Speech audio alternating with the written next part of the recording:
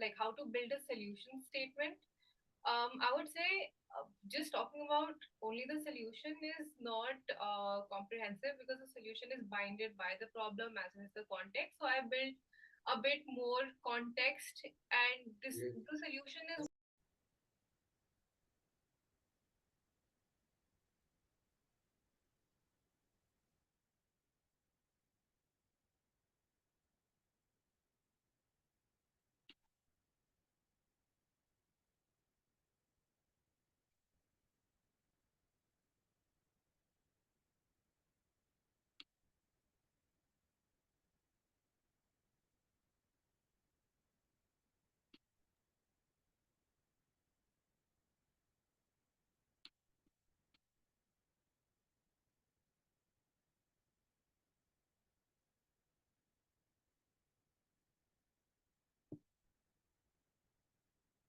is my screen visible? Yes, it is. Yeah, one second.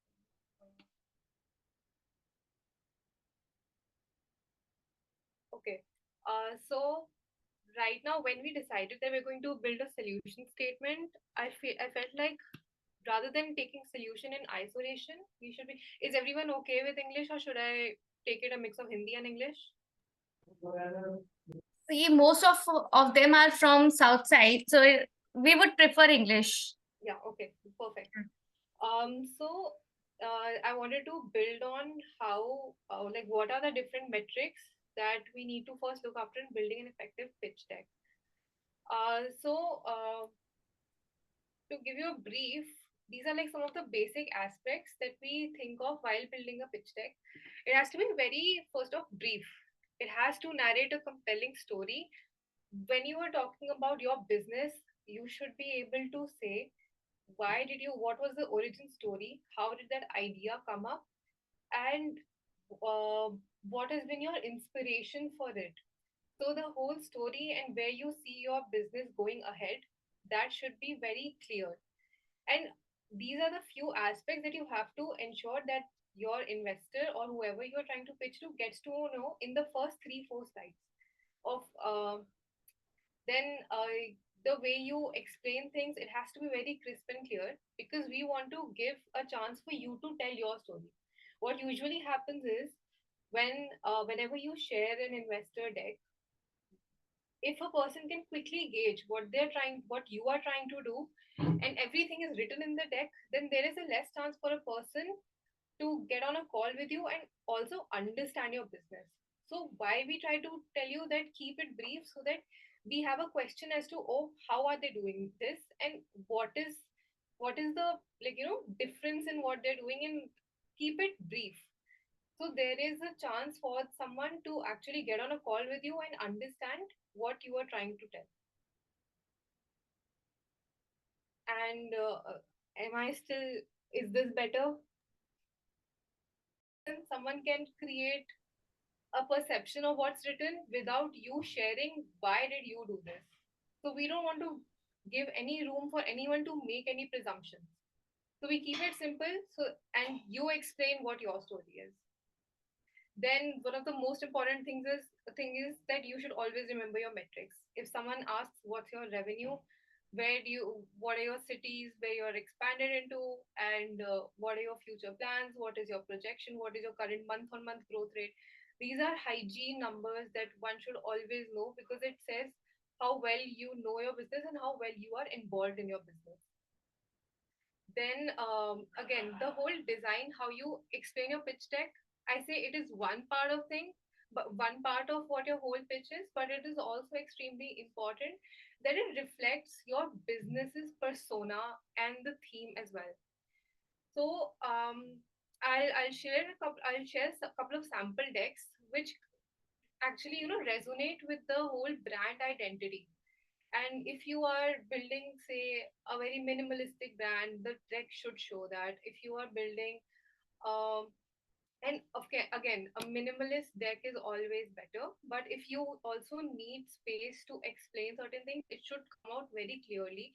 The space should not look cluttered.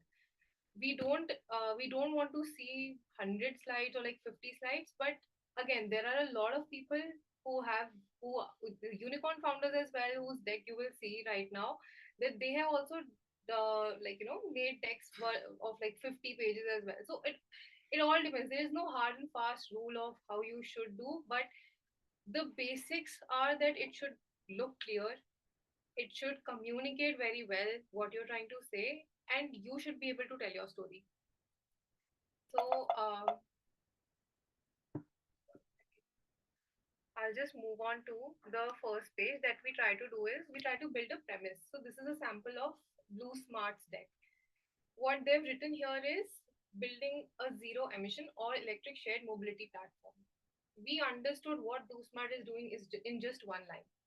We don't want to go beyond that. Our context should not be we should not start with just explaining our thesis. It should be one line, and it should be able to encompass the idea of what category of business lies in.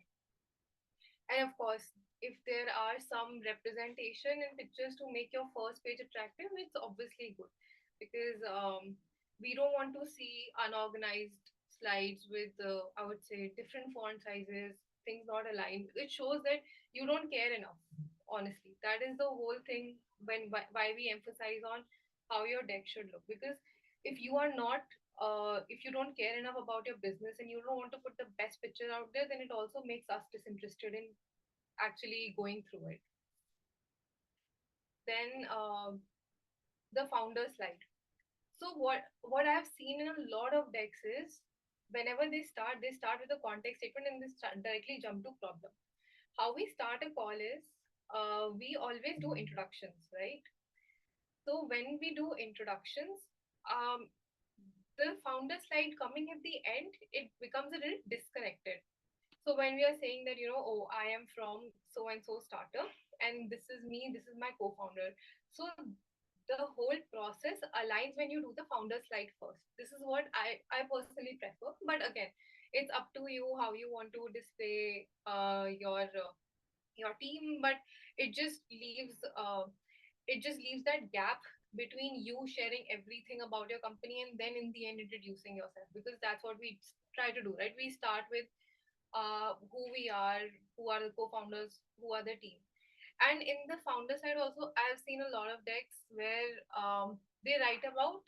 I agree that the pedigree and the companies that they have worked at makes a difference. But what makes a difference is what has been the relevant experience that gives you an edge and an advantage to actually be in a position to start your own company. For example, this is the founder slide of a fintech company. They have very well highlighted how how the founders have experience in either fintech or either scaling. They haven't written much about what they have been doing, and it's very less, but it's completely precise and relevant to why they should be the ones doing this business. So the why this person, your founder slide should be able to answer that very well. Then again, when someone writes CEO, COO, CTO, it always helps when the responsibilities are also mentioned. So if say someone who is a CEO, we know CEO is is a manager, but like say a COO, what category do they look after? If that specification is also mentioned, it shows how the work is split between the founders, and there is no, I would say, overlap of work, and everyone who has that expertise is building in that space. So it's always nice to add that detail, but not necessary. What's necessary is the relevant work experience. But again, there are a lot of founders who are first-time entrepreneurs who don't have relevant experience, but they want to explore that area. At that time, you can obviously skip the whole why you are the right person for this, and then you can talk about a pedigree. But if you actually have the relevant work experience, that should be your highlight portion of the founder slide. Then again, as you can see, minimal, simple. But it depends. Everything, there is no hard and fast rule of how your deck should be. It should just be you and your business. And it should feel like it's your business. You shouldn't be copying someone else's themes or someone else's dialogues, because that will also make you feel detached to the deck. And and it should completely reflect on how things are, or how you've built the persona. Then, jumping on to the next slide, the problem statement. So the problem statement should have impact metrics. You cannot simply say that, oh, the problem exists as such that the population is increasing, and that's how this, or the problem is that there is increasing smartphone adoption, and there is increasing per capita income, so that's why the number of users are increasing. That's not good enough. It should have metrics. There should be some credibility to the problem statement, and it should show the gravity of the problem statement as to why it needs to be solved. The impact should be large. There is something that we always say that, think of things in a star format. So star is situation, task, action, and result. So first we think of a situation. A problem statement and a solution is basically what you talk about things. It's a very common consulting word of a star format. So a problem statement and a solution is also something that the whole deck is formed in that manner. So the situation is such that situation is a current problem. This is Ship Rocket's problem statement. Ship Rocket clearly said that D2C commerce is broken. In their actual deck, they have expanded the problem, which you can also do. But this is one slide that I've picked out of it. I'll show you the actual deck as well. So they said that D2C commerce is broken. Now, had this just been the statement, I would be like, so what? Everyone knows that. But to what extent? Is it like $1 billion market? Are you going to be 100 million company in 5 years? Is the market even that large? That's when they say, Ritushi, there's one thing somebody's asking you to repeat the four quadrants, and okay, I'll just write it yeah, down. and the voice is little slow. It got better in between, but again it's slow. Okay, I'll increase my voice again. Is that better now? I'm so sorry, yeah, but can't help it. The thing is, I got a conference room, but there was some internet problem there, so I had to shift to like a pod, and the voice goes out. So I'm trying to be a little careful on that. Yeah. I think there is some new message. Okay. So my feedback is that Amita, your voice is loud and echoing. Okay. I'll keep I'll keep myself on mute, but please repeat four quadrants. Yeah, I'll just say, every every problem or every time you're pitching to someone, right? Everything has to be in a star format. Star is situation, task, action, and result. Whenever you say a statement, right, to for you to have that credibility of knowing everything, you should always start with a situation. What was the task that you did? What was the action that came out of it? And the result. Say for example, I say that ship the D2C commerce was broken. I'm just taking the current example of the problem statement. It's saying that the D2C commerce is broken. This is the situation. The task is Ship Rockets wants to like solve this problem of all of these situations that have come up. 40% transactions in D2C are generated through unorganized sources, and we want to organize this whole thing. The turnaround time is a lot. The COD orders fails RTO. These are all this is the current situation, which is our problem statement. Now, our solution is the task that we're going to do, the task that we have planned, and then then the solution statement comes as, now ShipRocket is going to build a tech platform which will encompass a holistic solution and cater to all of these problems. Now comes the action. Action will be, what did ShipRocket do about this? So ShipRocket created a platform where it onboarded all the vendors and all. It's the best thing ever if you have numbers, honestly, to back all of your statements. So if I say that, ShipRocket managed to onboard, say, 1 million transporters and one like around 100,000 SMEs, and the result came out such that we were able to generate a benefit of around $100 million and created a revenue of like around $150 million. This is everything. Like the whole sentence is complete now. The problem existed, there was something we need to do about it, we did something about it, and we got a massive result out of it. The minute you can talk about your business in a star format, that's literally your pitch deck.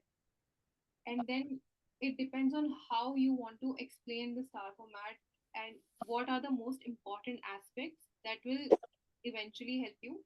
Uh, you know, after that, it's just you explaining your business. You can explain the action part a lot, you can explain the result part a lot, or you can even explain the task part a lot. Whatever helps simplify things for the investor. Think of investor as someone who knows zero, but they know everything. But you have to assume that they don't know anything. If they are looking into your industry, they will have knowledge of all your competitors. They will have knowledge about what are the industry standards. They will have knowledge about what is the revenue going on in the market, and what is the current valuation that should be given. They are well aware, or eventually they will get to know if they're interested in your business. But you will have to say things from the T that am I audible now?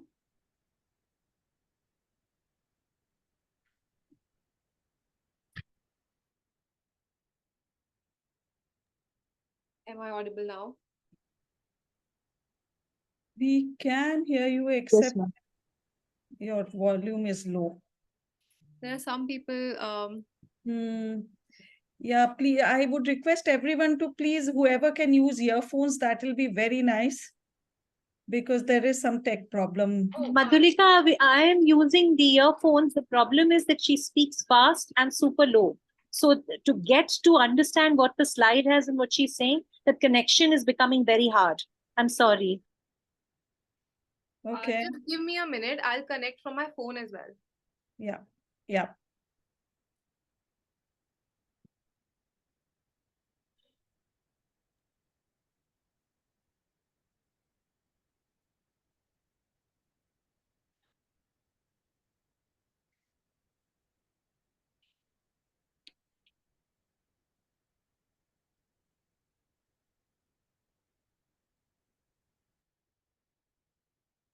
Hi, is this better? Oh, this is so much more better, Vidushi. You are absolutely audible now. Yeah, now I think. So I'll just continue from this device and I'll just keep on sharing my screen. Perfect. Perfect. Yeah. Do you guys want me to go again? It's okay. I can go again. But this is like something very important that I think everyone should know. Yeah. Okay. I'll do that. Yeah. Ma'am, Please. it would be highly appreciated if you do it all over again. Thank you. Yeah. Okay. So I'll just start from the beginning. But I'll quickly go through it and I'll just talk about the most important aspects of everything. So how to start an effective pitch deck. First is important aspects of building a deck. Do you guys want me to speak slower as well? Because I think I speak a little fast. That'll help. That'll help, Vidushi. Okay. Yeah. So number one thing is you own the business. You should be able to tell a compelling story on why you started this. What was the whole reasoning behind behind you thinking of this idea, and what do you see yourself turning into? Your story should make sense for anyone who hears your business as to, yeah, it completely makes sense that she chose to do this business. Second, your pitch deck should not talk too much. There should always be space for you to share things. What I mean by this is that whenever you write everything about your business, it makes people presume what your business actually is without hearing what you have to say about it. Because there are a lot of times when I would see like 30-40 pages deck, I'll just look through it. If it just doesn't work for me, I read everything about it, I will not get on a call. So for you to actually make someone interested, write about the most important things in the simplest of way, talk about the problem that you're solving, talk about everything in the minimal words, but it shouldn't be like there should be information missing. Or by minimal, I mean that important information should always be there so that someone who wants to understand will actually would want to get on a call with you and understand. So that'll be your like first round preliminary call that you need to get on. So the first thing is this thing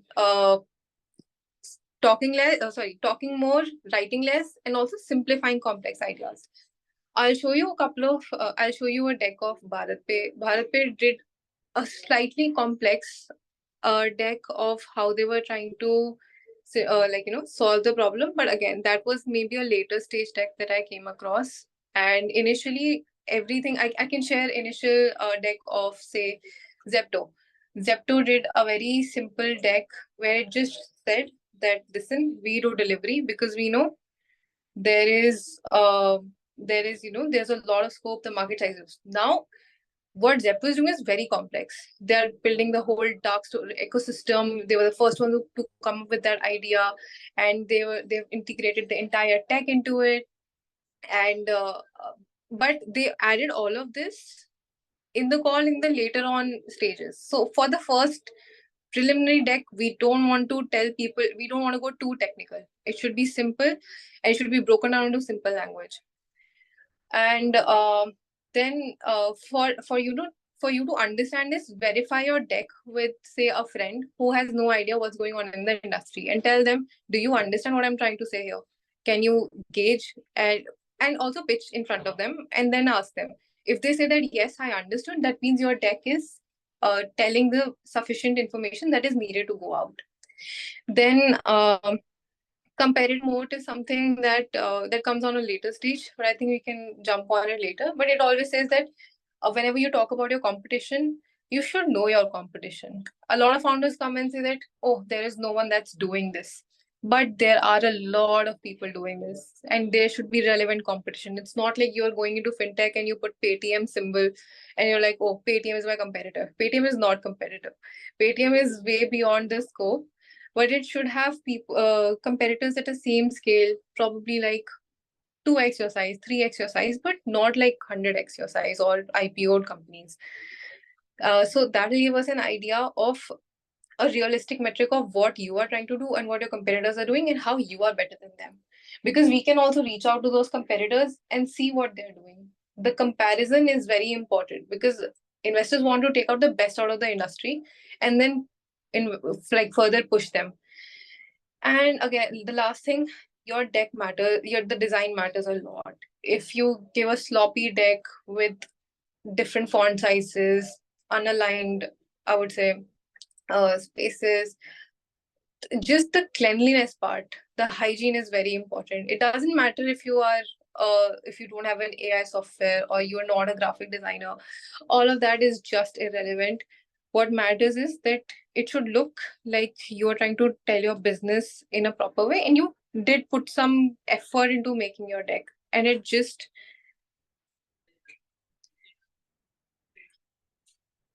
sorry, okay, I thought Amita mentioned something. Anyway, so yeah, it should not be the most beautiful thing out there, but it should be simple, crystal clear. The spaces should be there. It shouldn't be too cluttered.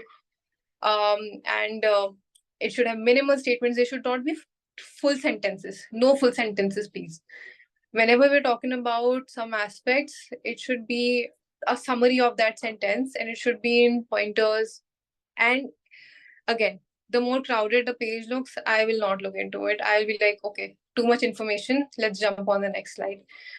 So brevity is important, but again, we can't have too many slides as well. So you have to be very careful as to what do you think is like absolutely important for someone to know. That it can be, again, the star thing that I'll come to, I'll just jump onto it right now. So the whole pitch deck is in star format. That is situation, task, action, and result. It is a very common industry nomenclature. And what happens here is that whenever you are trying to, the situation is the problem at hand. Task is whatever solution you are bringing. Action is your whole business model. And result is what you're trying to achieve out of it. The larger impact, what is the business going to grow into. Now here, what matters the most is that whenever you're trying to pitch, you have to make sure you choose out of in the first deck, I would say. Probably in the larger rounds, you can elaborate on what everything is, but you need to prioritize a bit that, oh, the situation right now needs to be talked about more in my deck to build the gravitas.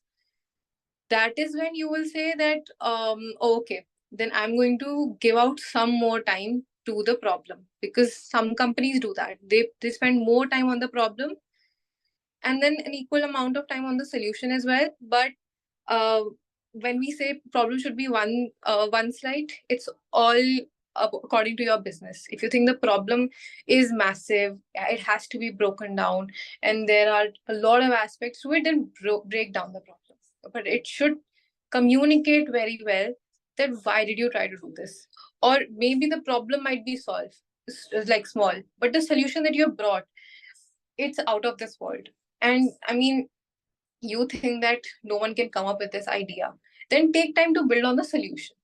If you think that the result that has come out or the action that you are doing, that is very important, that you don't spend too much time on the solution and problem statement, then you spend more time on the action statement as to what all aspects you're doing, how you're going to grow your business model. And then this is for a pre-revenue. If you are a post-revenue, then you put in your traction, you show customer validation. Customer validation is also very, very important.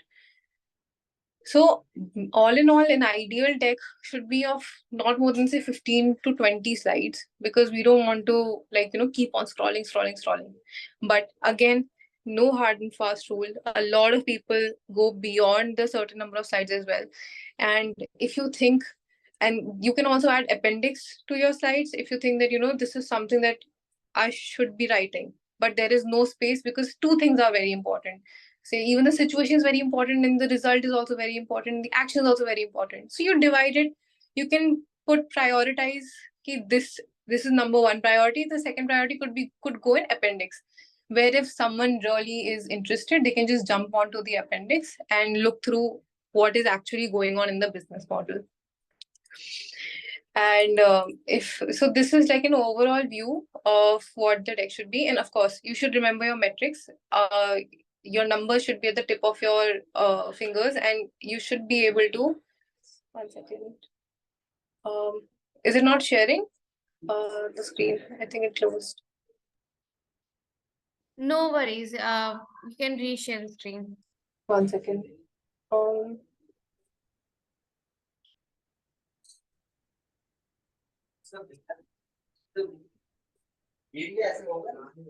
Yeah. Is it visible now? Yeah. Yeah. So again, everything, you should remember always your metrics. If someone says, what is your customer base, you should be able to tell everything very clearly. And whatever your last month revenue, what was your month-on-month growth, what was your year-on-year growth, how do you see yourself escalating, where do you see yourself in the next 5 years. You should have conviction, and you should be able to tell these numbers very well. And of course, this comes with practice. You don't learn them on the first go, but the more you pitch to investors, the more practice pitching you do, you keep on remembering these numbers. But again, if they can be very weird, they can just ask you, what's the market size? How can you not know your market size? Just because market size is a massive number, you can sometimes forget.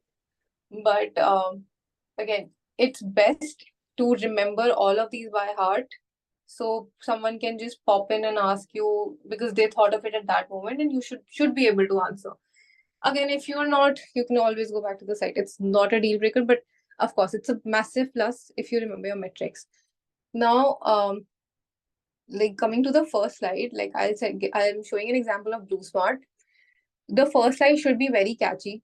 It should hold what you are trying to do in just one line. It shouldn't go beyond that, maximum 2 lines, but it should be one encompassing statement that explains exactly what you're trying to do. So BlueSmart is written, building a zero emission all electric shared mobility platform. We understand BlueSmart is doing micro mobility, and it's electric. That's it. That's the business model. Now let's see how they're building it. And of course, it always helps when there are pictures added. And it shows that, so now that I see a picture of a car, I know that it's not a 2-wheeler, it's not a 3-wheeler, it's a 4-wheeler. That also helped me understand what the business is, but not actually them writing it out. So for example, if you have an app, you can also write on the first, you can show your app on the first page. So and so app, building, say, the next e-commerce platform for mother and baby products, or trying to build the next most efficient electric two-wheeler, something like that. But it should not be a lot. It should be one line, should encompass what you're saying very clearly. So that premise gets us interested into what's going to happen next. Then we jump on to the founder slide. Again, I think some people have mentioned it. I'll say it again. I think that like some VCs prefer founder slide in the first, because see, when you get on a call, you say, okay, oh, I am so and so, and this person is so and let's start with a bit of introduction, and then you start to the pitch deck. So the founder slide gives you an idea, or gives you a chance to introduce yourself initially as well. Before you starting anything about your business, you can give your story as to why you are the one who should be doing this. And again, the experience should be relevant. If you have relevant experience, put that on first. It doesn't matter how many years, it doesn't matter if it's not a good brand. It should show that you have worked in the space and you know that you can do this.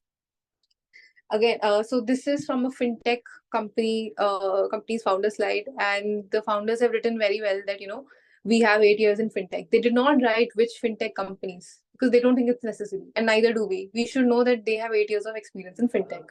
The other founders written that they have worked across 10 countries and they have worked with startups. So we know that this person is very, well abreast with handling startups.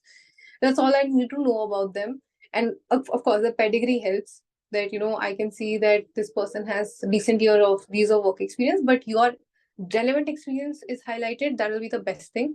If you don't have relevant work experience, then that's completely fine. You can simply just write your pedigree and your previous experiences.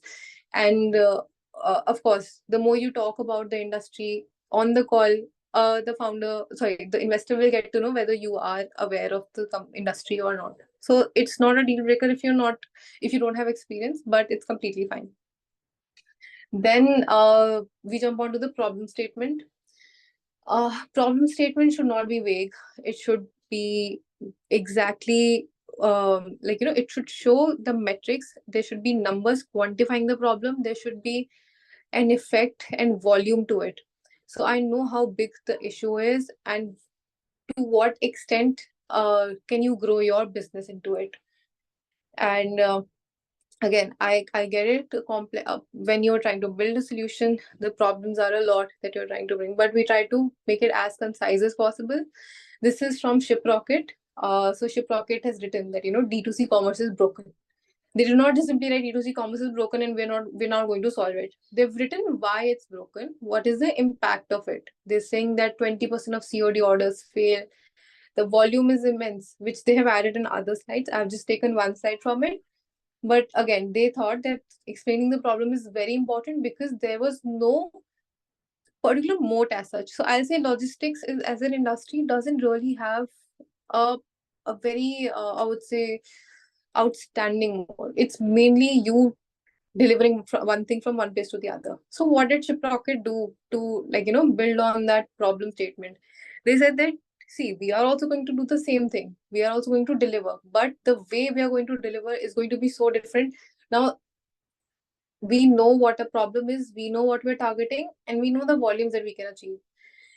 So all of that needs to come out in your deck, and you should be able to easily say that,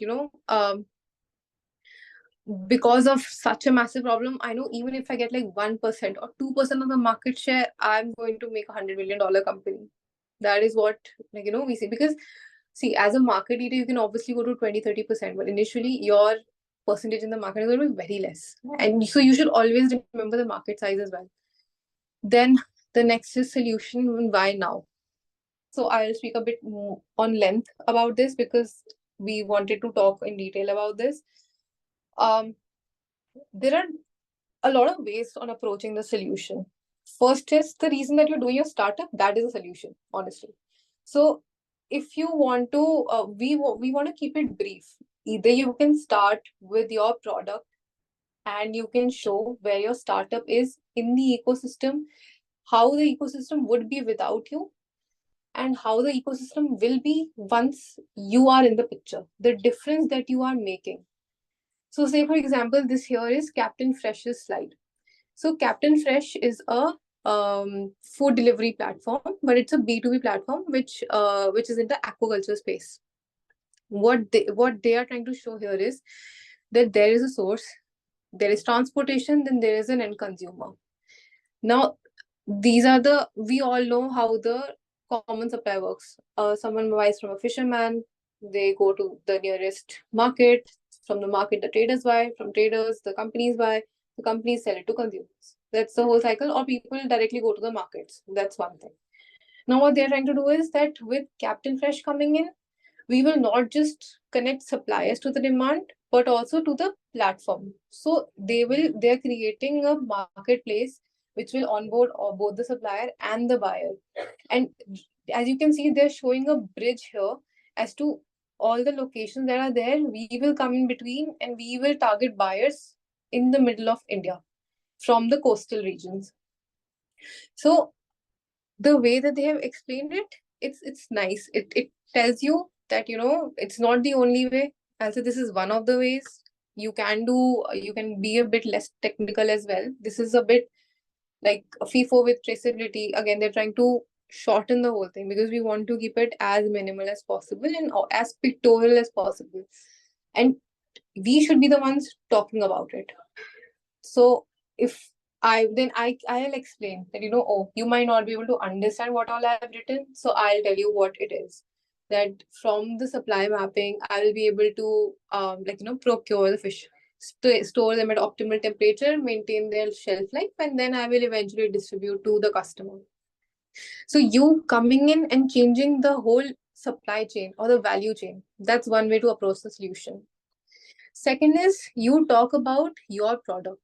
So the solution slide will then directly jump to so to cater to this problem, this is what I have created. Now that what I have created is you then explaining about your product. Say someone has created what do you call it? Say a jewelry brand. The problem was that the say I can take an example of Carrot Lane. There was no dainty or petty jewelry for women to wear every day, and Carrot Lane went into the market and they were like, hey, the problem is that there is a lot of expensive jewelry. They're all heavy and people can't wear it every day. So where's the solution? Carrot Lane, a platform for affordable jewelry for women every day. So you can also do that. You can talk about your product instead of you playing a role in the value chain if you think that that adds more value to your statement and your pitch. It's all about how you want to sell your story, honestly.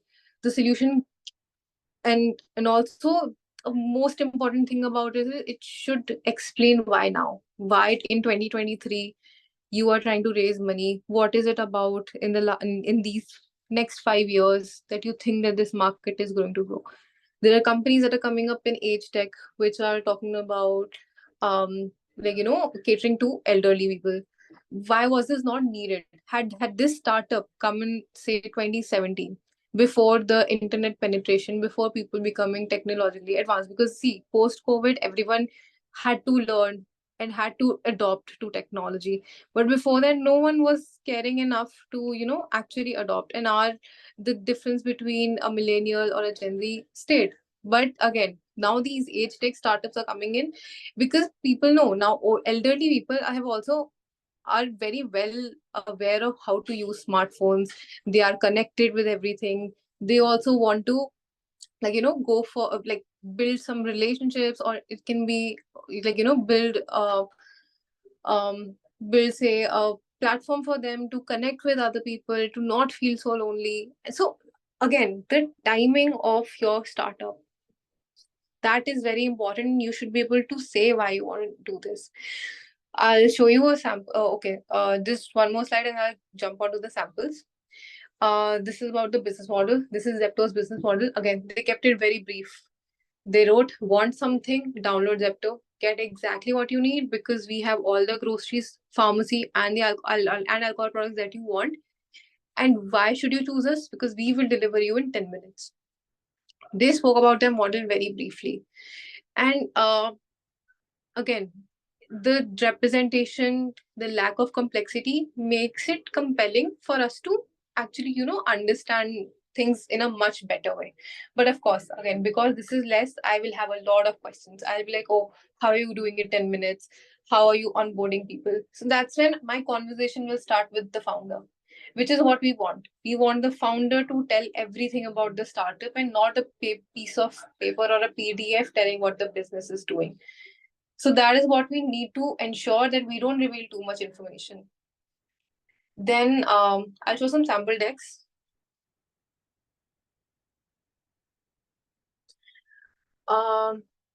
Okay, why we were talking about Zepto, so I'll just open Zepto. I'm audible, right? Okay, cool. Yes, absolutely audible, Vitushi. Great. So with Zepto, they've done a very simple deck. It's hardly 12 pages, and this was, I think, their initial seed to pre-series A round. And again, so this also shows that everyone can make an extremely different deck, and they can still be able to convince or tell their story appropriately. So there is no hard and fast rule. But you will just see one common thing about all the decks is that they're very clear, crisp, and to the point. And even if there's a lot of information, there's not extra information. Of course, extra information will be in the appendix, which you think that someone should know. That is completely up to you. But we want to keep the main content to the top. So Zepto is Q-commerce grocery delivery in India. They started with model. So they think that talking about my model will make a difference because everyone knows what grocery delivery is. There are a lot of platforms doing it. So I will talk about why my model should be the one that should get your attention. They start with the model. Then they talk about how it is globally proven. Again, they felt that someone will say that 10 minutes grocery delivery not viable at all. It just doesn't make sense. Why do you want to do this?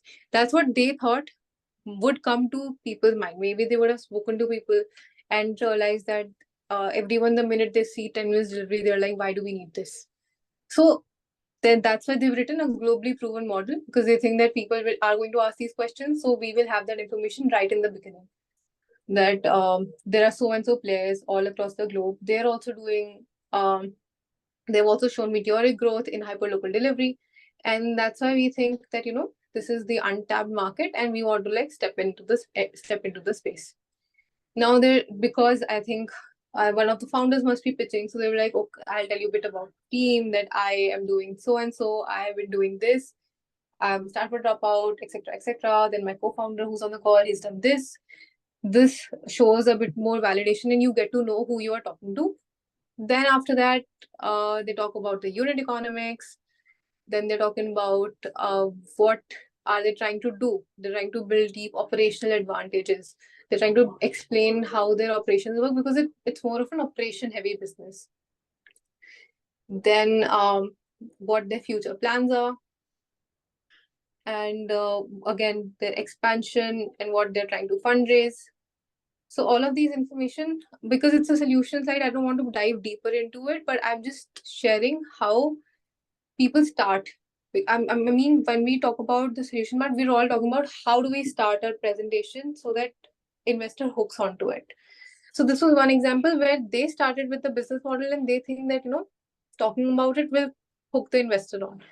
Now there's this another hyperlocal delivery startup, which is also trying to optimize logistics for e-commerce. They are also doing that. So they have started with the founder side. They on call, they explain about themselves. I am so and so, my co-founder is so and so. Lata, I won't be able to share these PDFs because they are they're not public information. I am in the industry, that's why I have access to them, but I can't share it to people. I can obviously, you guys can write down information about them, but these are not for public sharing. Then again, what they're trying to do is they said that we're going to build D2C for e-commerce. Now everyone's like, there are already so many players. There's ShipRocket, there's Expressleads. Why should someone switch to you? Now they've written that 62% customers are willing to switch for the platforms. Why? Because they want faster deliveries. So their problem, their problem was that people don't get fast deliveries. There are 3-4 days. The timeline is too long, and people want flexible delivery options.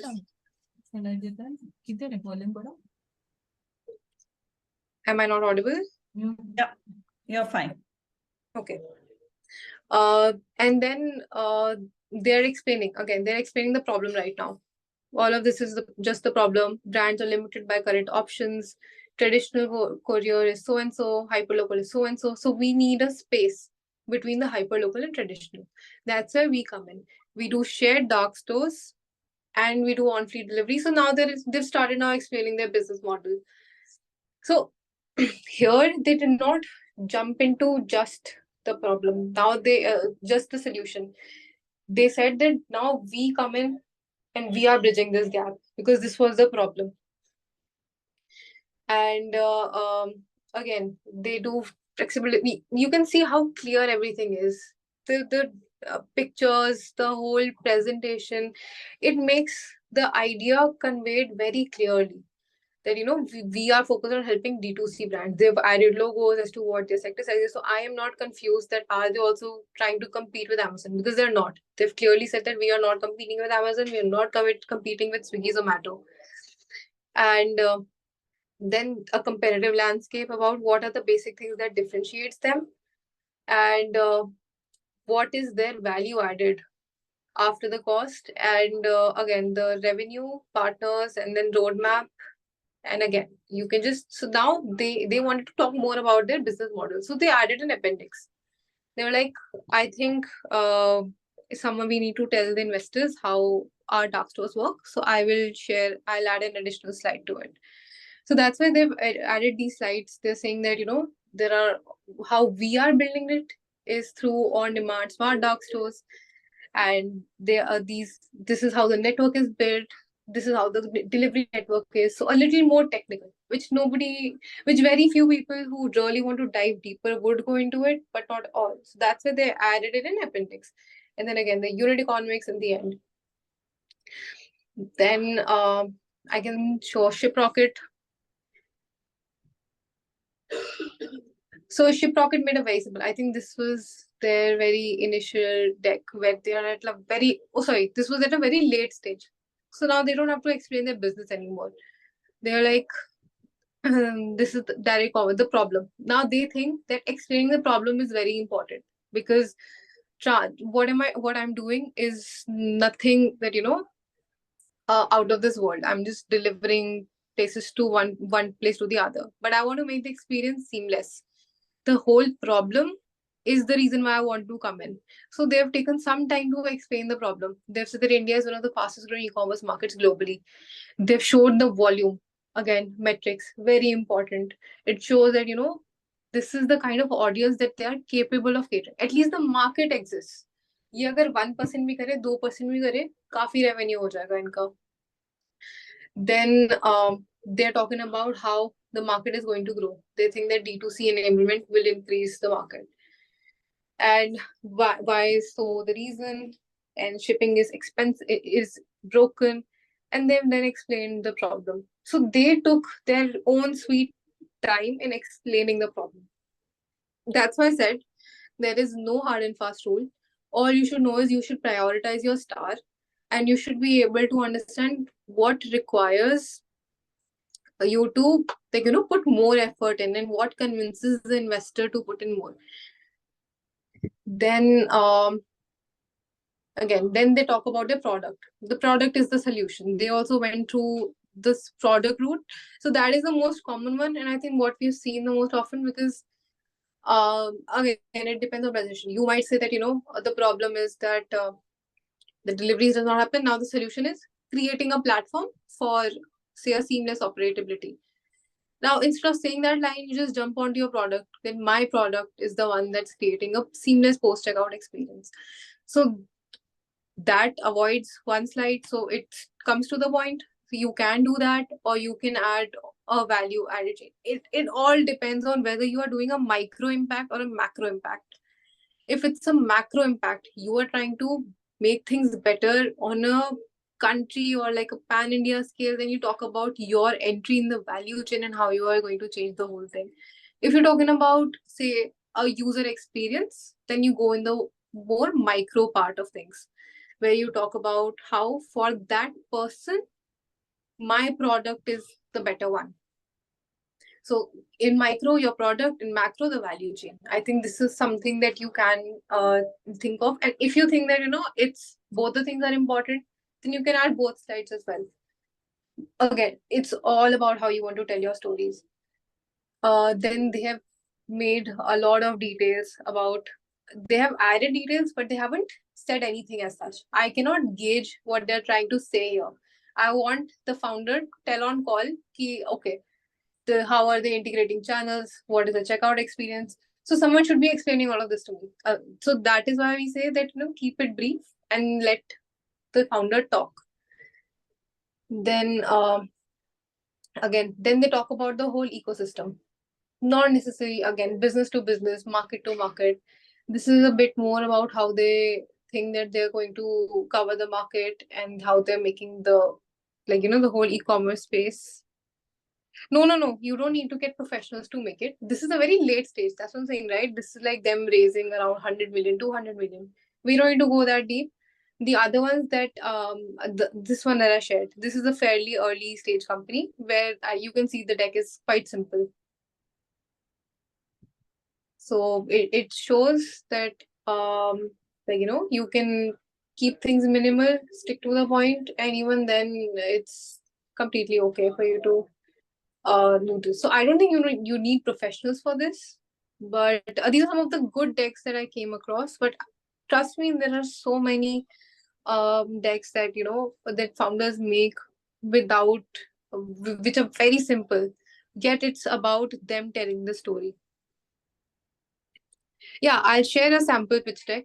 That's not a problem. I'll share it of a company, but I'll hide the like most of the things that you can. Also, you can access all of these pitch decks online as well. There are a lot of decks available of Airbnb, Tinder, how there is. If you look at their pitch decks, it's so simple. And if you want to take a look at them, how they approach their problem. But the thing is, that's also US investor base. So in US, they like to keep it very brief. India, a little more in detail, because you don't want to miss out anything from your company. Then, so see, I'll tell you again, there are all kinds of decks. So Bharat Play is quite complex because this is very old, but again, they were raising a lot of money and they were trying to pitch to the people that were technically involved. So you can see how this is a lot of information.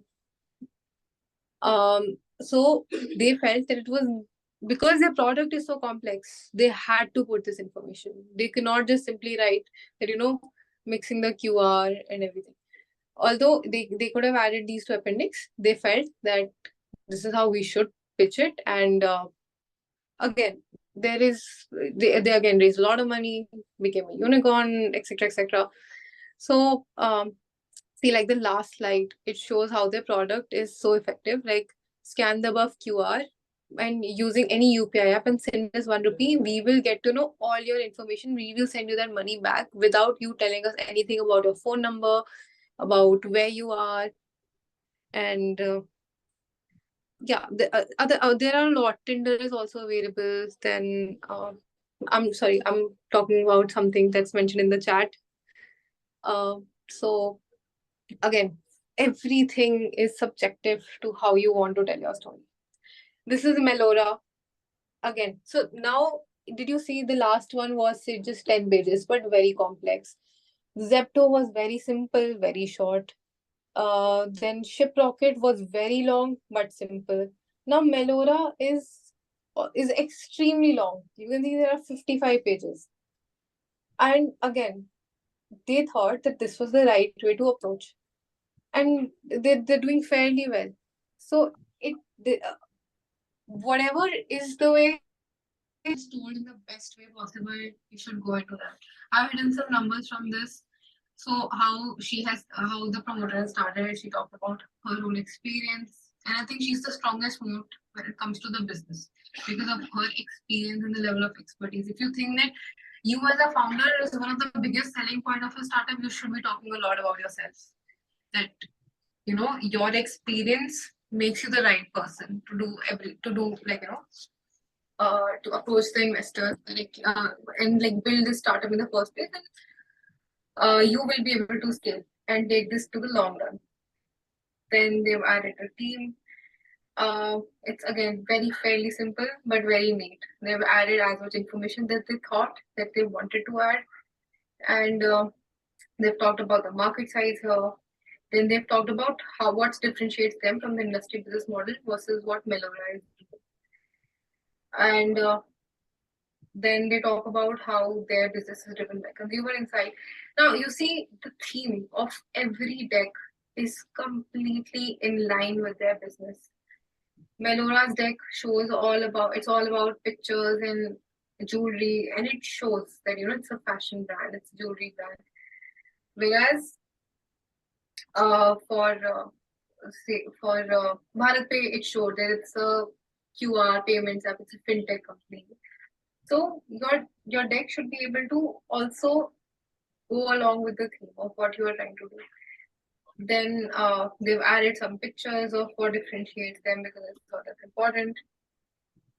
Then some validation about their customers, what is the customer persona, and then how are they differentiating it. So it's a very long deck. They cover everything that they want to. They include traction. They've done some fashion shows. They include that as well. They're showing proof of demand. Then there were some metrics here about how India wants to buy gold, how they are scaling faster than others. So it's a whole bunch of things that and one last tech that I can show is Cuckoo FM. So this is what they are trying to do. Again, they started with founders because they thought it's best to introduce ourselves. Then some India metrics on how they think that on the macro scale, why is their product needed? Then again some metrics explaining the business model. So they have taken their own sweet time in explaining the business model. Then what all has been their growth metrics. So these are just some of the few samples that I could share.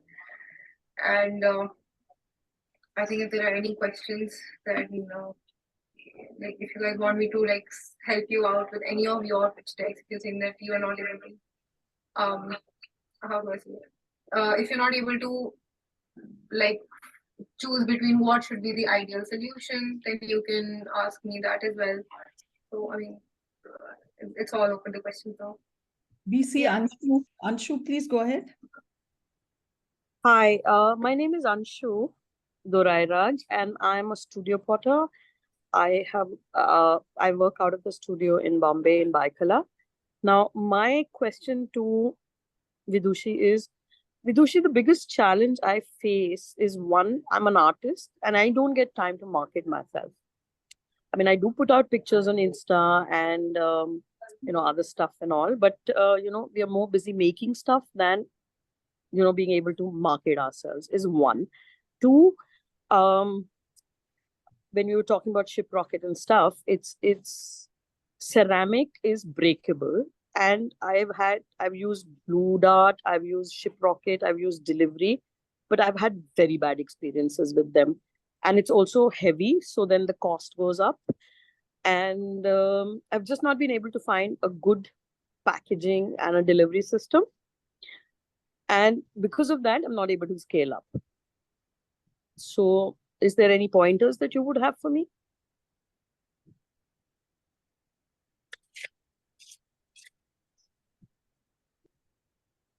Yeah. Anshu, I suggest something that. Hello. Hi, I'm audible? Yes, Vidushi. Yeah. Good. Yeah. So I would say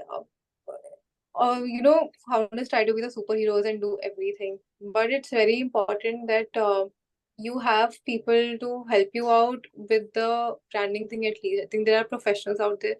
I know we are tight on the whole budget, and it's very important that whatever we're placing out, it should give us the maximum ROI. But I feel for your market presence, you will have to have some sort of help from professionals to get you out there. I know it'll be a one-time cost, but I feel like once you have that presence established, then it can like play a pivotal role into, because again, you won't have the time, you're busy building. No one has the time to personally cater to how their marketing is ongoing. So again, outsourcing that would be the best way out. Would be a little extra money initially, but I think the ROI will come like pretty good out of it. And for the No, delivery, so I hear you, Vidushi. But yeah. the problem is, I did hire. I think I've hired. Anshu, your voice is breaking. You're in bad network area. Please come to good network area, then we'll come back to you. In the meantime, Vanda, can you please ask question? Yeah, hi. So I wanted to ask I've whether hired professional photographers. This Anshu, hi. Your network is not good. We have moved to the next participant, that is Vanda. We'll come back to you again. Please, Vanda, start. yeah, so I wanted to check that if you're at a very early stage, then how do you define your star? Because your action and results might not be in place right now. So could you help me with that? So in that case, whenever you're pre-revenue, right, we want to see your vision, because Okay. see, pre-revenue investors know that there are no numbers, and there's a certain category who want to just bet on the idea. So they don't expect any action out of you, but they do expect a result. Sure.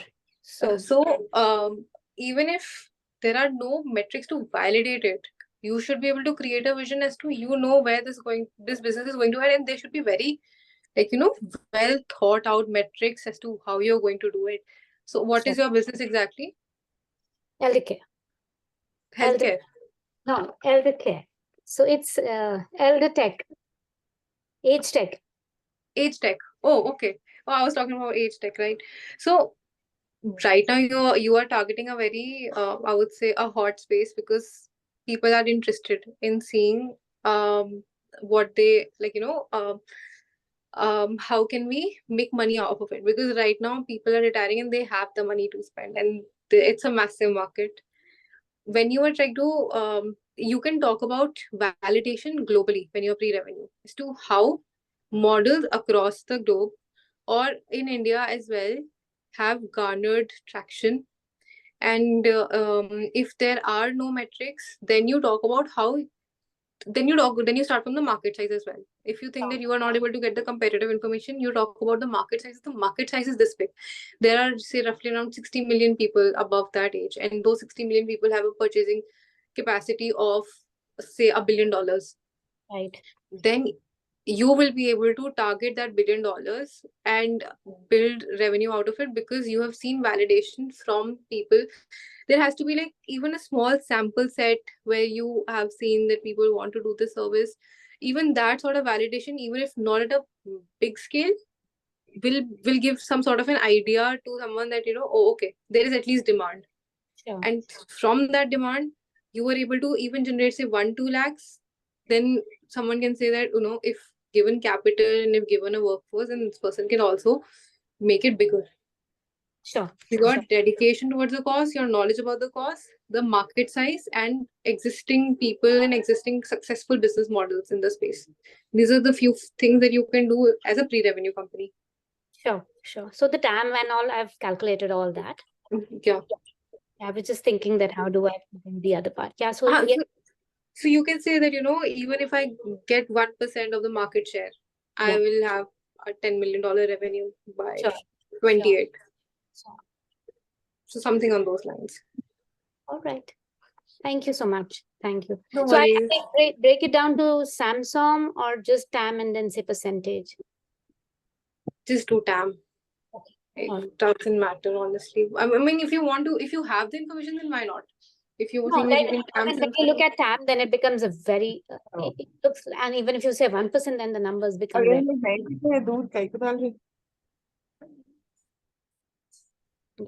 Yeah. Continue. Yeah, thank you so Yeah. much. Yeah, Yeah, no worries. and also another thing that when we are presenting, right, after we put the, how much time do we have with I mean, what is the time that they give us?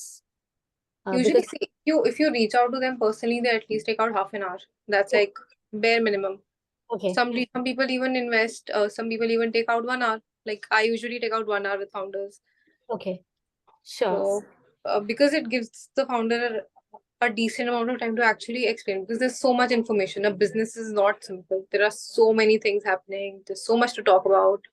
And if you leave them short on time and they're not able to tell one of the most important things, but say again, you will also have to pitch accordingly. If it's half an hour, make it short, but make it to the point, and should be able to intrigue the investor into diving deeper into it. Got it. Got Yeah. it. Thank you. Thank you so much, Let's Pradeep. move on to the next person. Sunita or Mansi, maybe. Mansi, you have raised your hand for long. Hi. Yeah. Hi. So I have a couple of questions, small ones only, so it wouldn't take much of your time. But one thing I wanted to know is sometimes we even email texts to investors, right? And sometimes we get in front of them. So such cases, do we have two separate decks created for such cases? Yeah, I would suggest that. Okay. So the one that we email has to be shorter or more Yeah. intimate. Yeah, I think it should be shorter Okay. because it should not okay, a lot of things I'll tell you why you should keep certain information to yourself. A lot of VC funds have portfolio companies in the same industries. And if you reveal your sensitive information, say your traction, your very basic metrics, things that you are procuring from, the market that you are addressing, the information can go out.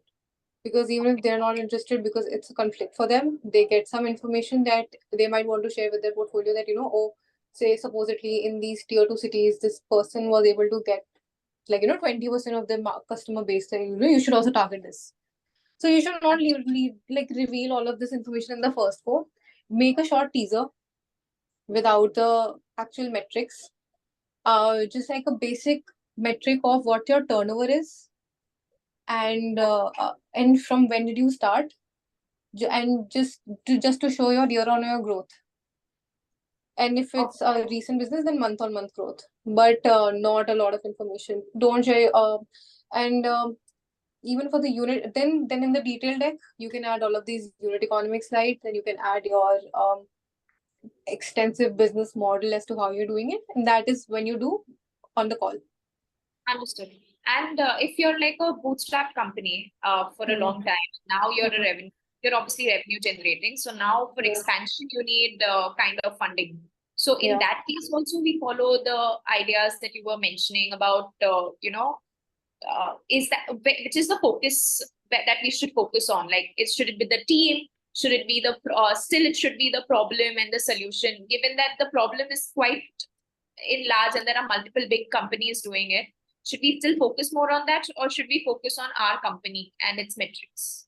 Yeah, see, if your metrics are solid, you think that you were able to double your business every year for so and so years, but because of lack of funds, you were not able to grow further, and you have a solid plan and action, then I think you should focus more on your metrics, because the metrics are the biggest validation someone can get. मेरे को किसी ने बता दिया कि मेरा 10 crore का revenue है and मैं 100 crore करना चाहती हूँ by 2025. I'm like, हाँ, doable. I think you can do it. But if someone comes with like an 80 lakh ka revenue, and they be like, oh, I want to do like 20 crores in next year, I'm like, no, it just doesn't make sense. And I'm not sure then whether you will be able to do 20 crores or not, because in like the last 2 years only you were able to do say 5-6 lakhs a month. Then you're not no, you're not able to grow. How do I know that? So And you have a different pivot plan or anything of that sorts. So focus, if your business has solid metrics and you're building on the same lines, then definitely put in the metrics. If they don't convey the right story, then you should avoid the metrics. Okay. Then you and if should you have keep them smaller, minimal. I saw most of the decks to show I'm the fact sorry to that interrupt you, but can yeah, we just a yes, chance? yes, Yeah. yes, sorry. Yes. Richa, please go ahead. Let's be quick. We are running out of time. Yeah, Richa. Okay. So, guys, I'm giving you all of this insider information from like the investor side. This is not like we don't share this with everyone.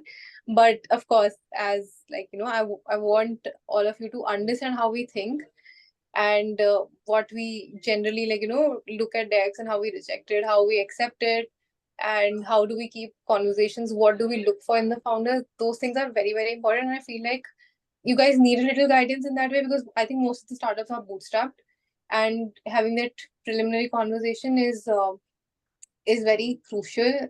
And also word spreads really fast. So if you are reaching to an investor, there's probably news around that you guys are looking for fundraise, and a lot of investors would know because everyone is hunting deals. So be sure that even if it's a small investor or it's a large investor, it's an accelerator or it's an angel, treat all of them equally.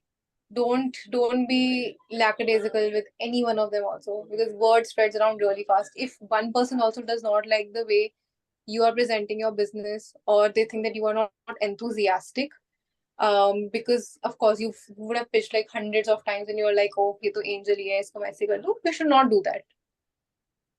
You should always, like, every person matters. So yeah. Anyone else? Yes. Smita, yes, please. Richa, you were asking something. Yes.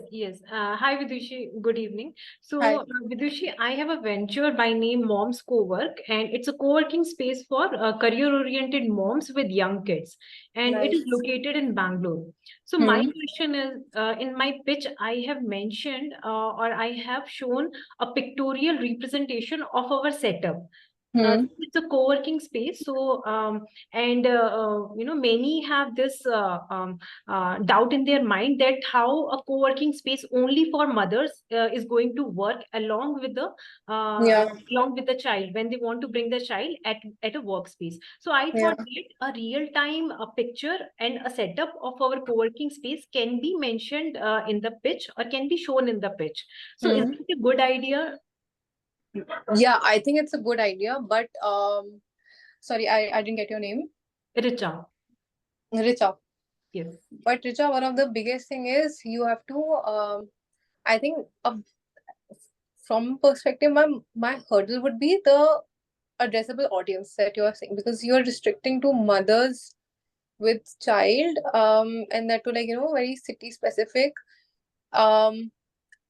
There should be, I think, a little more generalization in the sense that it's just not restricted to that. If you can add a better target size, probably women, but there is an additional moat that we have a co-working for mothers as well with the child care center. That will increase your market size. So if you say it in that way also, because see, even if it's a co-working for mothers, there are women who can come in as well, even if they don't have a child, right? No, Vidushi. So currently we are focusing on mothers only because they are facing, these concerns that they are unable to balance. Though nowadays there is a culture of working from home, but still, because if they don't have any third person support, then they are unable to balance their work and handling that motherhood responsibilities. Okay. So currently we are focusing on mothers and we are trying to solve this concern basically. However, in past 1 year, we have seen there was much more requirement wherein even dads, they have started coming to our co-working space and Okay. they have shown the interest to work from our co-working space, wherein in hybrid mode, sometimes mother is working from office and only father is taking care of the child. So our primary focus is again mothers only with young kids. Okay. It's very interesting. I'll have to like know a bit more, honestly, to like give you an idea, because then now I'm curious. So see, this is actually really good. Like, you told me that there's a co-working for mother. Now I want to know how is that even, like, how are you doing this? And for this now I want to like speak with you separately. So Thank you so much. Yeah. the impact is quite quite massive here. Now I Yes. want to understand, why is it just for women? Why is it just for moms? I said that you should do it with mother women. You said it's just moms. That means there must be something exclusive for them. Now what is it? What it is and everything. So of course you should see, if this is your mode. I think it's very interesting. You should definitely put a picture. Again, there might be concerns about the market size. You also have to add about your expansion plans beyond mothers. Either you're expanding in multiple cities with the same replicable model, or within the same area you will be expanding your user base to not just women's but dads as well. So it will be like a parental co-working with where, and then also it can also add into, say, a pet co-working as well, where one corner would be for pet parents as well who want to bring their pet. So it's more about you building an idea, and if you think the market is small, you tell them that this is just my initial plan, but I'm going to be much bigger than what I'm saying right now. You should be able to tell that clearly in the deck as well. So the picture will really help. But again, explain how you're going to expand as well. Sure, sure. Thank you so much, Vidushi. Thank you so much. No Let's worries. go to Smita. Let's be quick now. Smita, yeah. Hi, Vidushi. Thank you so much Hi. for all the insights. I'm Smita Bhatter, and I have a company called My Earth Company, and we're into eco-friendly gifting products. Okay. I want to understand one thing. We've been doing this since past 5+ years, and I just want to understand that every time there is, a catalog or a pitch deck kind of a thing that you're making, and I'm still a bootstrap company. Should we also add a press coverage or sponsorships that we've given and all of that in the presentation itself, or is it Yeah. something to speak about? No, you should show the press coverage. It shows validation. Anything And that validates a product, add that. and also the brands that we worked with, should there be a separate slide for the same, or the kind of products that we've already curated for the specific brands will cover that? No, just add a slide on brands. We don't need to see your products. We want to see the people that you're working with and how you're going to expand it. Right. Because that will become technical. That you can Right. say later. That comes in the technical call when they've understood your business and now they're like, okay, let's deep dive. What are your SKUs? How are you making them? What is the cost? Everything. So you should definitely add your clientele. That's very important. Okay. And just one more quick question. So, since you're saying that the pitch deck, when we send out an emailer and if we want to attach some content with that, that should be somewhere similar to a pitch deck when I'm maybe pitching my product to a client for the first time. So, what are the key pointers that I should keep in mind and keep it very crisp and brief? Because that's something that, I've realized that if I've kept it too brief, then maybe the client is not interested, or sometimes it's just so long that the client is not interested. I think it should just have your SKUs and the quality aspect of it as to why they're better. I mean, everything should scream that why me. Right. SKUs are one part, but why you is a very important question that should be very clear whenever you're pitching your product. So, when I used to do my business, I used to always say that why us, because with me, your turnaround time will be very less. I'm a small scale startup. Although I do cater to big companies, but because I have that kind of facility where it's not, the processes don't take too long, I will be able to send you your material within like a week. So this is one more that I used to sell on a lot.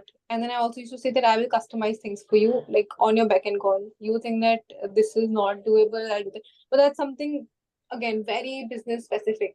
You will have to see what are the things that you can offer. In the end, if your product is basic, right, it's all about the consumer experience. Everything, and of course the price, but a lot about the consumer experience as well. So if I can see that, in urgency, I need something tomorrow and you are the one who can only give it to me, I'm ready to pay that premium as well. Just make the experience seamless. Got it. Yeah. Okay. Let's quickly And move on to Pooja Bansal. just I'm so sorry. And what about the customer reviews? Like, does that really count during the pitch deck, or is it something Yeah, that definitely. customer reviews are very important. And we will go on the internet, we will see your reviews. I'll tell you about this company yesterday only. I was talking about I won't name the company. It's a pet service company, and a friend of mine took their services, and they created fake reviews. But then eventually, I saw on I saw on LinkedIn, you can create fake reviews, but eventually real reviews come out. And then I myself got on a call with them. Horrible experience. I have told all of my friends not to even take a look at this company again. And so again, your customer experience matters a lot. If we know that your 50% of your revenue is just going in refunds, अभी तो income आ गई, 6 महीने बाद ये लोग बोलेंगे कि भाई आप तो रिटर्न करो, I am not liking this, या फिर 1 महीने बाद, 1 हफ्ते बाद, जितना ज्यादा रिटर्न होगा, and if you are not returning and they make a show on social media, everyone sees it, and it just reflects very poorly on the company. Customer reviews are very, very important, Got it. Okay. especially as a D2C brand. Got it.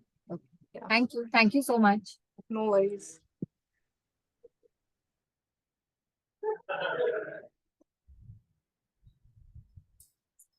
Hi, can I ask my questions? Yeah. Okay, hi Vidushi, Pooja here, Pooja Hi. Bansal. So my question is, what is the best way to contact the investors? Is it email or just email them or call them, or should it go via someone we know, or how should it go? See, if it's via someone, that is the number one thing that we look into. Otherwise, if you connect with us on LinkedIn also, everyone's LinkedIn is open. Everyone has written their emails on LinkedIn. And if you make a compelling case, and if you don't reveal too much information that might make us feel disinterested, we will also get on a call. So again, that's why they keep it brief so that we are interested enough, but we don't know enough कि हमें लगे कि अरे, I don't want to do this. It's very basic story है वो. And So these things LinkedIn are very, works? yeah, LinkedIn definitely. I've spoken to so many startups from LinkedIn. Everyone's inbox is open.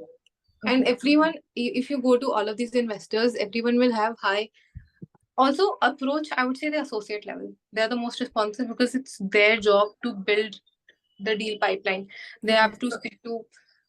There are some VC funds where they're like, you have to talk to 10 startups in a day. Doesn't matter who they are, doesn't matter what they do, but you should be talking to founders all the time. We should know what is happening in the ecosystem at all times. Right.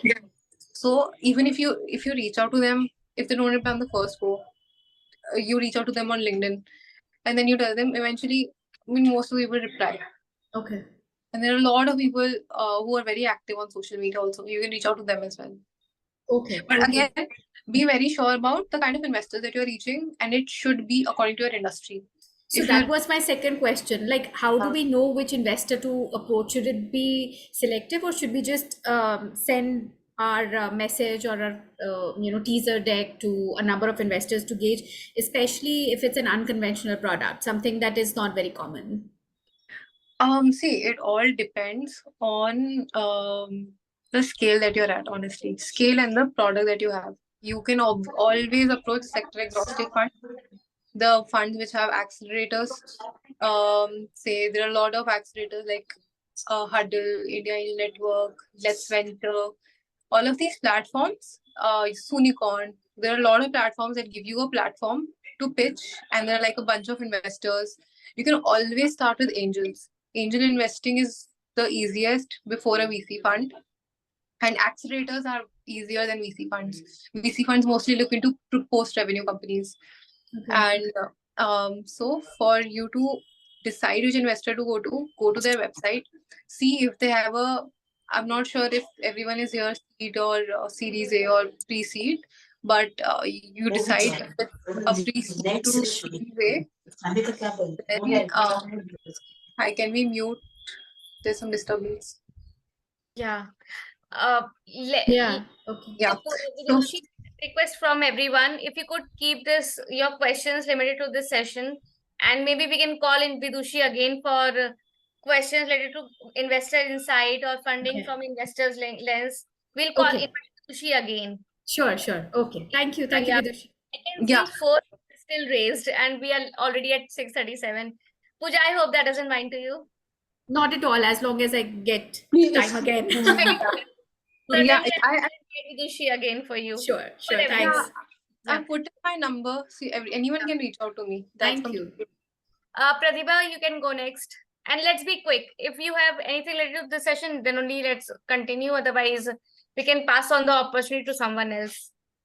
Yeah, hi. My question actually was, Vidushi, I've recently been referred to by a friend. So when you said known is a good source, so he's a crowdfunder, and what he's asking me is an investor's deck. Now, my confusion was the difference between an investor deck and a pitch deck. From whatever I'm looking at, what you showed us earlier, seems much the same, but is there a micro level difference which will No. make or No, mar there's for no it? difference. It's much the same. It's the same thing. If you call it a pitch deck, you call it an investor deck. You call it investor deck because you send it to investors. That's it. That's all. That's the difference, right?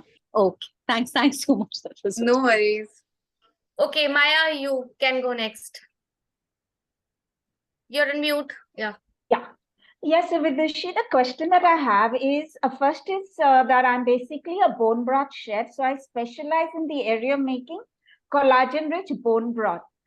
So Okay. it is first is it's in the area of meat. So how does one present oneself first? The other is I'm often asked the question that why would I not have a collagen powder that's available, and why would I go through this process of having freshly made bone broth? So and then also the market is very niche. There are only two competitors in the exact bone broth space, but there are obviously a lot of other competitors. So how do I present my solution? And so I'm a little lost in the whole thing. Sorry, I didn't get your name. My name is Maya. So Maya, can you scale this business? Yes, it can, because it's very rampant in the US, but in India, it's absolutely very, very nascent. No, but again, India is one of the biggest non-veg consumers in the world. So yeah, so if you read the numbers, you have to target the right areas, I would say. If you go into the green belts of Madhya Pradesh, Gujarat, you will not receive a good response. If you go to the, I would say, the coastal areas, So I think you will figured out, so not so much the coastal. So in terms of the clients, I figured out, like, for example, in the geriatrics, it's something which is, a need, because the body after sometimes stops producing collagen. And therefore, everyone needs to have collagen in some form. Yeah. So that is that whole community out there. Then the ones who are actually fitness athletes, then the ones who are recovering, because there's certain amino acids which are, even though they are non-essential, they become essential when you're going through, either you're suffering from cancer, some kidneys, or some kind of recovery, even if it's sports. So there is a lot of these niches that are there, and there is a possibility of the whole process, because I've been a chef, I have the whole idea in my head, but I think Maya, I think if you divide the niche so much, right, it shows a scattered market. It shows it will be a lot of effort for you to reach out to that audience. Your consumer acquisition cost will be very high. So we don't want to show that distribution. We want to show that there is a common set of users. That are the audience. So don't break it down. Collagen everyone needs. Honestly, I also wanted to collagen. I've read so much. Like I'm really enthusiastic about the whole food and fitness thing. And everyone needs collagen for a better skin. If you just sell it on the mode of getting a better skin tone and it's effective than marine collagen, or if it's at equal rate but cheaper, some of these things that you can sell. And don't restrict your audience. You can obviously say that this helps in, say, kidney recovery for people who have this, but your main mode should be it's a collagen boosting bone broth. That is, and you are targeting all the non-veg consumers. You're not targeting people who are recovering from, say, some disease or anything. You're targeting a much wider audience base. So the audience will be non-veg consumers, basically. Yeah. And Okay. also in non-veg consumer, you can say how you can talk about how the sale of collagen and the demand of collagen in India has increased so much. Okay. And how you will be able to provide a much cheaper, because see, the Plix और इन सब के collagen health card के 800 रुपए के आते हैं 200-250 ग्राम, which finishes in like 15 days. Very Okay. expensive. And also, when you talk about collagen in powder form, it's not as effective because it's again processed, and the natural sources are the best way of getting collagen. There are a lot of modes for you to, like, push forward for your product. Okay. Yeah. Thanks so much, Vidushi. Yeah. No worries. Thank you. Thank you. Let's quickly go to Sunita and then Selva. Hello. Yes. Hello. My question, Vidushi, is like I am a teacher, and we are making washable fabric books. So problem which we have seen ki we don't give very small kids generally books because it might get torn. And so substitute as a solution, what we have done, it is a substitute of educational toy or soft toy. And we tested this product with online, for example, Amazon and FirstCry, and got very, very good result. I'm from Bangalore, so Bangalore Sapna Book House is the only big shop. So there also it is selling very nicely.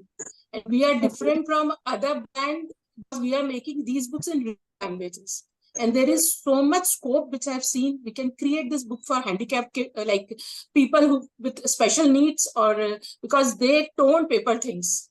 So Okay. how till now I have not done any pitch or I have not approached. So how should I now? It's time for scale up. You suggest how should I approach market or grow big or scale up? Honestly, Sunita, I'm not sure about this market. I'll have to do a bit research. And if you want, it's in the what category, what industry would you call it in? If you were to name an It's industry, then I can name it education and educational toys plus books. Because we are the teacher, the content has designed which will help the child according to their age, like sight reading. We are making books with stories, basic numbers, and with concepts. The child will learn the concept. The content are very, very good. Just not, it is made out of fabric, so it is washable, non-tearable, and very lightweight. It's very safe for the kid. Okay. And can be used as traveling toy. Abroad, I have seen traveling toy concept, which is not here in India. But see, when we are traveling, the weight is the consent. Major thing for us. It can be promoted as a traveling toy also. But do you think it's a mass market product? No, these are the niche market, but currently I am making online selling 1 lakh per month. I'm getting very, very good response because people are liking it. And fabric is the medium. We are creating multiple things out of it, like flashcards, games. So many things can be done through fabric, which will be very, very safe, first of all, for the kids, and very lightweight and can be reusable. You can wash it, iron it, and use it again. Sunita, I think if you connect with me, let me help you connect with someone who is looking into the field, because I am like completely I have no idea about this. So I can ask my friends around who are in other funds if they are into, because the thing is mostly are edtech, but I think I can definitely speak with them, and if you want, I can connect you with them. And, Sure, I need that help.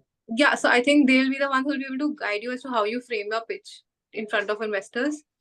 And okay, I think your product is validated, everything is there. All you need is the right way to say it. And correct. I think it's best if I connect you with someone. Just give me a message. Sure, it will be very nice. I've sent my number in the chat bot, and just connect with me. Okay. Yeah, sure. Thank you. Let's quickly go to Silva. Hi, thank you.